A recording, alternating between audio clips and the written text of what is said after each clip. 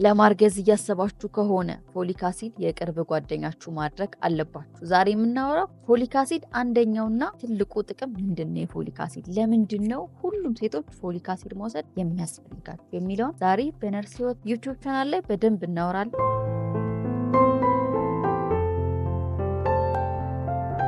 አንደኛው የፎሊክ አሲድ ጥቅም ምንድነው ካላችሁኝ፣ ለወደፊት ለምትወልደው ልጇ የአፈጣጠር ችግሮችን ለመከላከል ለምሳሌ ኒውራል ቲዩብ ዲፌክት፣ ስፓይናል ቢፊዳ ወይም ደግሞ የህብረ ሰረሰር ክፍተት፣ የአንጎል ክፍተት በከፊል ወይም ደግሞ በሙሉ አለመፈጠር፣ አንሴፋሊ፣ ማይክሮሴፋሊ የሚባሉ የልብ ችግር፣ የላንቃ ችግር፣ የተለያዩ የአፈጣጠር ችግሮችን ለመከላከል በእርግዝናም ጊዜ ከእርግዝና በፊትም በእርግዝናዋ ላይም በተለይም የመጀመሪያዎቹ 3 ወራት ገና የጽንሱ ስትራክቸር የሚሰራበት ገና ሰውነቱ የሚዳብርበት ስለሆነ የመጀመሪያ 3 ወር በዚህ ሰዓት ብትወስደው በጣም ይጠቅማታል። ምክንያቱም ለልጁ የህብረ ሰረሰር ክፍተት እንዳያጋጥመው የተለያዩ ለኦርጋን ለነርቨስ ሲስተም እድገቶች በጣም አስፈላጊ ነው ማለት ነው። ሁለተኛው የፎሊክ አሲድ ጥቅም ምንድነው? ለሴልሶች እድገት በጣም ይጠቅማል። ልክ እንደ ነዳጅ ነው የሚያገለግለው። ምክንያቱም ለዲኤንኤ ምርት ስለሚያግዝ፣ ይሄ ማለት ደግሞ በአጠቃላይ ጤናችን አሪፍ እንዲሆን።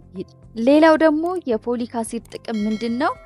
የልብ በሽታ ተጋላጭነትን ይቀንሳል። እንደገና ደግሞ አዲስ ሴል እንዲመረት ደግሞ ስለሚያግዝ ከዲፕሬሽን ይከላከላል ወይም ደግሞ ዲፕሬሽንን ይቀንሳል ማለት ነው። ታዲያ ሴቶችዬ ይሄ ሁሉ ጥቅም ያለውን ፎሊክ አሲድ መቼ ነው መጠቀም ያለብኝ ነርስ ህይወት ካላችሁኝ፣ የፎሊክ አሲድ የመውሰጃ ትክክለኛው ጊዜ የሚመከረው ለአቅመ ሔዋን የደረሰች ሴት በቀን 400 ማይክሮግራም ፎሊክ አሲድ ብትወስድ ይመከራል። በጣም ደግሞ ለማርገዝ ያሰበች ሴት አስቀድማ ከ3 ወር በፊት ፎሊክ አሲድ በቀን 400 ማይክሮግራም ብትወስድ በጣም ይመከራል። ምክንያቱም አስቀድማ የተለያዩ ችግሮችን ለመከላከል አስቀድማ ለማርገዝ ስታስብ ብትወስደው በጣም ይመከራል ማለት ነው። እንደዚህ አይነት ችግር ደግሞ ይሄ በቤተሰብ በዘር የተለያዩ አፈጣጠር ችግሮች ከነበሩ ግን የምትወስጂው የፎሊክ አሲድ የመጠን አይነቱ ይለያያል። ለምሳሌ ኖርማል ሴት በዘር ወይም ደግሞ ከዚህ በፊት እርግዝናዋ ላይ ያልነበረ ከሆነ መውሰድ ያለባት የፎሊክ አሲድ መጠን ምንም ችግር ካልተፈጠረ 400 ማይክሮግራም ነው ማለት። ግን ከዚህ በፊት በቤተሰብ በራሷ ላይ የተለያዩ ችግሮችን አጋጥሟት ከነበረ መውሰድ ያለባት ለማርገዝ ያሰበች ሴት 5 ሚሊግራም በቀን መውሰድ አለባት ማለት ነው።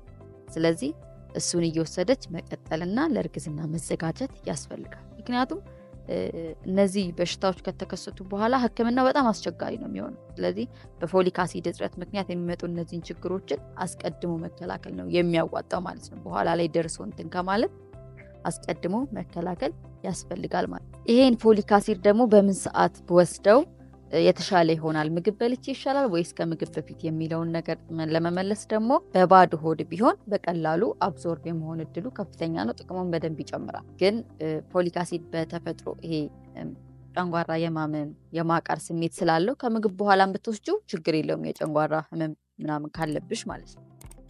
ግን የለብኝም ተስማምቶኛል የምትይ ከሆነ በባዶ ሆድሽ ብትወስጂው ይመከራል ማለት ነው። ትክክለኛው የመውሰጃ ጊዜ ደግሞ የፎሊክ አሲድ ለማርገዝ ያሰበች ሴት 3 ወር ቀደም ብላ፣ እንደገና ደግሞ በእርግዝና ጊዜ የመጀመሪያው 3 ወር ክሩሻል ነው። ምክንያቱም በዚህ ጊዜ የልጁ ሰውነቶች የሚመሰረቱበት ስትራክቸር ሁሉ እንዳለ የሚዋቀርበት ስለሆነ በዚህ ሰዓት ብትወስደው በጣም አሪፍ ነው ማለት ነው። እንደገና ደግሞ ፎሊክ አሲድ ከምን ይገኛል? ይሄን የመሰለ ብዙ ጥቅም ያለው ለሴቶች ለወላድ ሴቶች፣ እንደገና ደግሞ ማርገዝ ላሰበች ሴቶች፣ በአጠቃላይ ለአቅመ ሔዋን ለደረሰች ሴት የሚጠቅመውን ፎሊክ አሲድ ከምን ይገኛል ከምግብ ውስጥ ካላችሁ፣ አንደኛው ምንድነው?